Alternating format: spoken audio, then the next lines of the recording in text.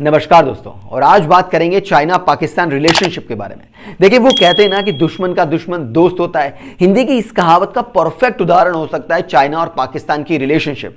लेकिन हिंदी की एक कहावत को किन्हीं भी दो बड़े देशों की दोस्ती के साथ जस्टिफाई नहीं किया जा सकता, क्योंकि आज चाइना और पाकिस्तान की रिलेशनशिप को लगभग 70 साल हो चुके हैं। और अगर दो बड़े देश 70 सालों से किसी दोस्ती को निभा रहे हैं तो उसके पीछे सिर्फ हिंदी की एक कहावत नहीं हो सकती।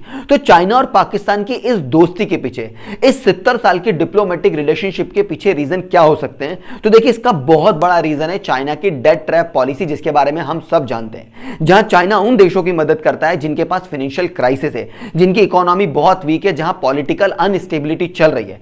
फिर चाइना उनकी फाइनेंशियल हेल्प करता है, उनकी इकोनॉमी को थोड़ा स्ट्रांग बनाता है और इस कंट्री को धीरे धीरे अपनी डेट ट्रैप पॉलिसी में फंसा लेता है। और पाकिस्तान भी चाइना की डेट ट्रैप पॉलिसी का सबसे बड़ा शिकार है। अगर मैं बात करूं चाइना की डेट ट्रैप पॉलिसी पे बनाए गए अभी रिसेंटली चाइना इंडेक्स की, तो चाइना ने देखिए लगभग 80 देशों को अपनी डेट ट्रैप पॉलिसी में फंसाया हुआ है। और इन 80 देशों की लिस्ट में नंबर 1 पे आता है पाकिस्तान। यानी कि पाकिस्तान के अंदर जितने भी सेक्टर है, जितने भी सेक्शन है, जितनी भी चीजें चल रही हैं, उसमें काफी बड़ा रोल है चाइना के इन्फ्लुएंस का।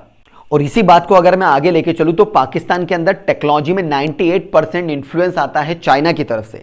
फॉरेन पॉलिसी में इन्फ्लुएंस आता है 81% का, सिक्योरिटीज में 80% का, एजुकेशन में 62% का, इकोनॉमी में 54% का, पॉलिटिक्स में 52% का, मशीन के अंदर 50% का, लॉ एंड ऑर्डर के अंदर 45% का इन्फ्लुएंस चाइना का है पाकिस्तान के अंदर। और एज एन ऑडियंस अब आपके मन में सवाल आना चाहिए कि पाकिस्तान ने चाइना जैसी कंट्री की डेट ट्रैप पॉलिसी का शिकार होना ज्यादा प्रेफर किया बजाय किसी दूसरे नेशन से मदद मांगने के।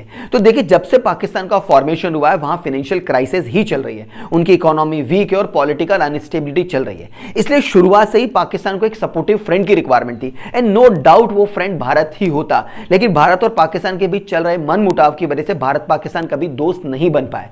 पैरेलली अगर मैं बात करूं, इंडिया और चाइना की रिलेशन काफी अच्छी थी, लेकिन ज्योग्राफिकल रीजन की वजह से, पॉलिटिकल रीजन की वजह से और चल रही बॉर्डर वॉर की वजह से भारत और चाइना भी कभी दोस्त नहीं बन पाए। इस तरह से भारत के अब दो दुश्मन हो गए, एक था पाकिस्तान और दूसरा था चाइना। अब क्योंकि दुश्मन का दुश्मन दोस्त होता है, इसलिए पाकिस्तान और चाइना के बीच में अच्छी खासी दोस्ती बन गई। लेकिन इस दोस्ती के पीछे और इस 70 साल से चल रही डिप्लोमेटिक रिलेशनशिप के पीछे रीजन कुछ और था।